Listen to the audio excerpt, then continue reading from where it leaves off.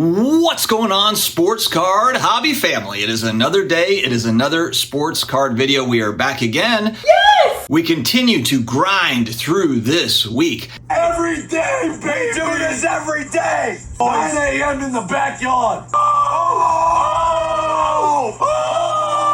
Today we're going to talk about specifically football cards. If you can't tell, I'm fired up for football season.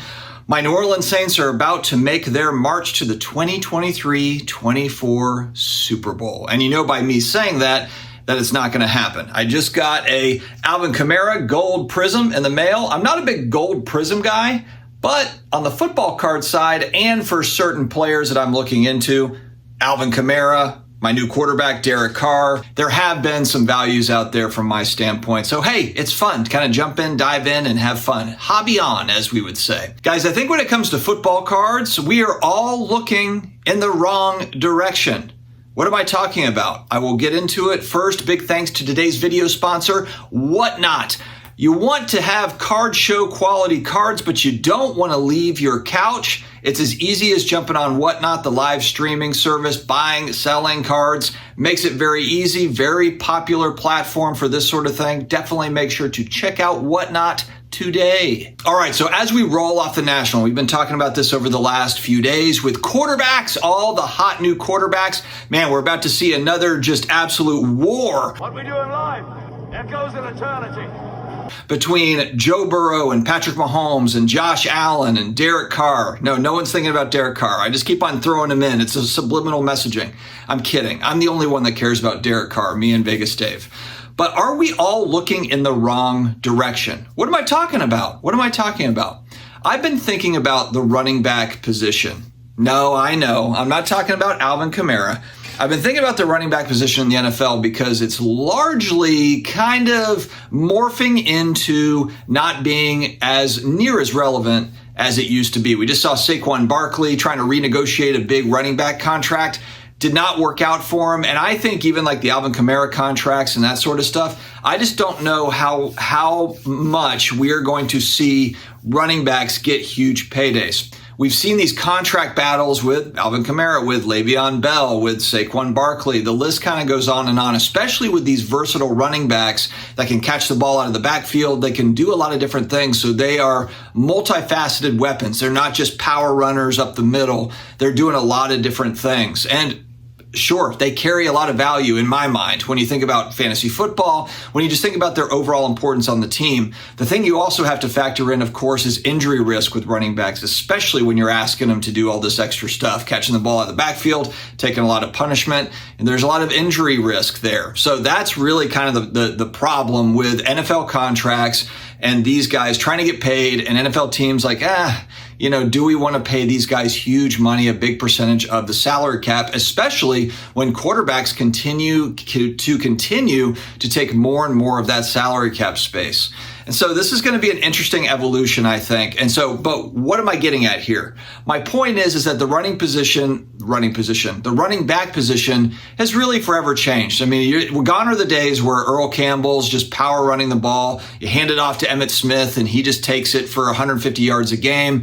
It's not centered around the power running game the same way that it used to be. And they had scat backs back in the day, going back to the 2000s, and Marshall Faulk, Thurman Thomas was doing his thing back in the late 80s. There's definitely been these scat back kind of running back, and catching the ball out of the backfield type guys, receivers that are running backs. That's not a brand new thing. But I was just thinking about these legendary running backs, and specifically I was thinking about Jim Brown, Barry Sanders, Emmitt Smith, Walter Payton, these kind of four guys. And I know there's other guys too. I'm not trying to discount anybody, but I'm thinking about them and the card market. In today's world with the card market, if you're buying running backs or wide receiver skill position players, these are really short-term, quick flip things. Maybe you're holding on to some Justin Jefferson cards because you think he's going to beat all of Jerry Rice's records. Fine. That's fine. But for the most part, you're buying these guys kind of in the off season, kind of doing fantasy football play type stuff. Like, I think he's going to bounce back, or I think he's going to break out. Similar to what you do with quarterbacks, but especially with skill players. You're looking for guys that are going to just be the number one receiver now, or, this guy's going to get moved up the depth chart. But Emmitt Smith's rushing record is never going to be broken the way that the NFL is playing football these days. Unless we go back to more of a power rushing attack, Now, you've got more games. You've got 17 games in a season. It's an extra game to get yardage. That's, certainly an advantage over the Eric Dickersons of the world, but at the same time, guys just they're not trying to run the ball, 30 times a game. They're trying to throw. They're trying to figure out different ways to throw the ball, even if it is to a running back. And so I think about with Jim Brown, I've got a PSA 3 Jim Brown. It's such an iconic card, 58 tops. It's might be the most important post-war football card, so I don't want to discount it, but price-wise, it's certainly appreciated over the last few years. And even with the pullback in prices, Jim Brown rookie cards are not inexpensive. It's not as if kind of like, oh, the hobby pricing dipped, and so did Jim Brown rookie cards. Maybe slightly, but for the most part, they're still way above where they were, going back 3 or 4 years, 2019, 2020. And then you look at, Emmitt Smith and Barry Sanders. I love these guys. I watch them play, especially Barry Sanders. The problem with them is that 89-90, they're rookies, kind of like the Shaq problem, where amazing players that are in an overprinted era, and they don't necessarily have any sort of prolific rookie cards. They've got a few rookie cards that are kind of the go-to cards, but they don't have a lot of great rookie cards to choose from, at least with Tom Brady. Tom Brady's got a ton of rookie cards, a mess of them, but there's rarity around certain ones. There's kind of go-to ones. With Barry Sanders and Emmitt Smith, great that you have less options, but just not a lot of prolific cards to collect unless you're buying, the 89 score Barry Sanders. I know Jeff Wilson picked up the in-person autographed one that's a PSA 10, and then it's also the auto 10. You got to get creative, really. And then for Barry Sanders, maybe you're actually collecting like the 90s inserts the same way people are with Michael Jordan cards. Sure, you got the 86 Fleer rookie, but a lot of the big-time Jordan collectors are collecting those essential credentials and, all the 90s PMGs and all that sort of stuff, all the insert stuff. But for me, I don't have any Emmitt Smith stuff other than the action-packed rookie card and a PSA 9. I love that card. The action-packed card is kind of that embossed. It's almost like three-dimensional. If you were growing up back then, and even if you weren't, check it out. It's either 89, no, it's 1990 action-packed. It was a rookie set. And it's a really cool card, Emmitt Smith rookie card. I just remember those packs being expensive because that was an innovative set back in those days, action-packed. If you don't know what I'm talking about, just look on eBay, action-packed football cards going back to the 90s, and there's really cool cards. So then I go, okay, Emmitt Smith doesn't really have kind of that rookie card. He's got the score supplemental, I believe, but if I go to autographs, well, he's still signing a lot of autographs. So then I've got to be really picky on which autographs, I want to get in for Emmitt Smith. But I still don't believe, as the all-time rushing leader, I know people say like, oh, records are made to be broken. I just don't think his is going to be broken. He played for a really long time. And unless the NFL switches back to more of a running type league, I just don't see it happening. Guys just are not going to be able to hold up the same way. Or if it does happen, it'll be way, way out into the future. So I just like Emmitt Smith's legacy from that standpoint. Barry Sanders is always going to have that, that fun-loving guy. He's so humble. I met him at the National last year to get an autograph for one of my buddies. And I almost fainted in front of him. I was just like, holy smokes, this is kind of like a childhood hero. He was really a man among boys on the football field, and to meet him in person was really cool. But with Barry, he's out there signing all the time. I mean, he's got loads and loads of autographs. And granted, I think that we'll see over the years just continue. So it's like, where do you get on Barry Sanders stuff? Yeah, you can go to, I guess you go to the 90s inserts type thing. So I fall back to Walter Payton. Walter Payton's rookie card is 1976 tops. I know this was a long-winded way to get to where I wanted to get to with the conversation.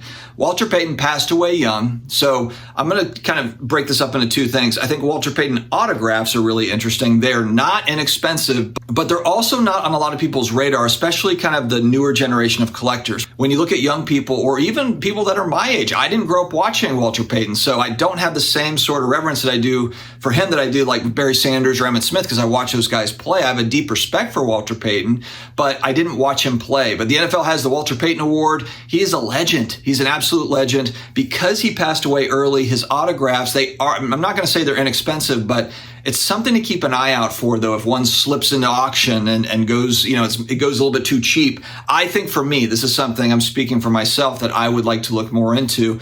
His 76 tops rookie card it has moved down over the last 2 years. If we're looking at 2 years, and this is not coming off the all-time highs. This is after the highs came down and then 2 years after. So it's more of a downswing.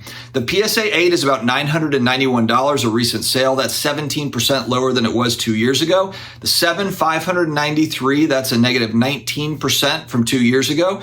The 6, I actually own one copy of the 6 at $470, is up 4%. I got my copy for $450 about 2 years ago, so it makes sense, I suppose. And then a PSA 5, $289, negative 24% going back 2 years. So it's a fairly affordable card for an absolute legend. Now, because that rookie card was in the mid 70s, it's not as rare, obviously, as, the Jim Brown 58 Topps. They printed a lot of those 70s cards and they were being collected at that point. So people were holding on to them, taking a little bit better care. That's why you see, more on the population report. So it's not a rare card at all. And so for me, actually, I have a 6, the 8 being $991. And then I looked, the 9, about $4,600 was a recent sale, the Pop 700. Part of me is like, man, maybe I just need to stretch. I've been talking about getting more high-end stuff and saving, getting up into a 9, a PSA 9, because once you get to a 10, population is 54 and, just a lot more scarce and a lot more expensive. It sits now at about $57,600, the PSA 10 for the Walter Payton rookie card, which is down from where it was. I remember going back about 18 months, seeing a beautiful 10 at the Dallas card show, and it was $75,000, $80,000 they were asking for it. And that's about where they were going back. This card has come down. To me, when we look at actual, and we've talked about this, kind of investment grade, these are the types of cards like that Walter Payton PSA 10 that sits at $57,000. That's a heck of a lot of money. I understand that. But when you compare that to the amount of money being spent on Zion Williamson cards or Joe Burrow cards or Mac Jones cards, somebody bought a Mac Jones, Black Finite 1 of 1 for $100,000. You could, get almost 2 76 Topps Walter Payton rookies in a PSA 10. And I understand, it's not numbered and, whatever, and maybe there's more 10s down the road. I don't anticipate there being a lot more 10s, though. You could say, the Mac Jones is a 1 of 1, but it's Mac Jones. I think that's kind of the problem.